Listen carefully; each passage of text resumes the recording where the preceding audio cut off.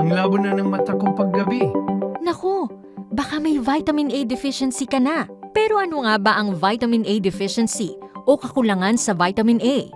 Ang kakulangan sa vitamin A o vitamin A deficiency ay karaniwang nagreresulta sa pagkawala ng paningin at ang pangunahing sintomas na malabong paningin kapag gabi o night blindness. Bukod sa pagkabulag at night blindness, ilan pa sa mga maaaring maging epekto ng kakulangan sa vitamin A ay ang hindi maayos na paglaki ng bata, pakiramdam na tuyo ang mata dahil sa hindi masyadong makapag-produce ng luha, pagkatuyo ng balat, paghina ng immune system, at nakakaapekto sa kakayahan sa pagkakaroon ng anak o infertility.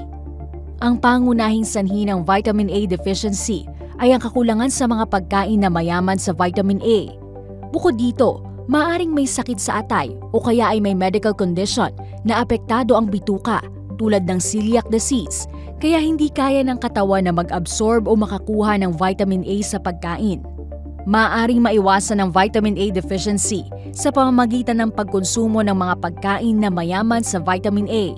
Ilan sa mga pagkain na mayaman sa vitamin A ay ang green leafy vegetables o mga gulay, orange at yellow vegetables tulad ng carrots at kalabasa, orange at yellow na prutas tulad ng manggang hinog at papaya, gatas, keso at iba pang dairy products, atay, karne ng baka at manok, at itlog.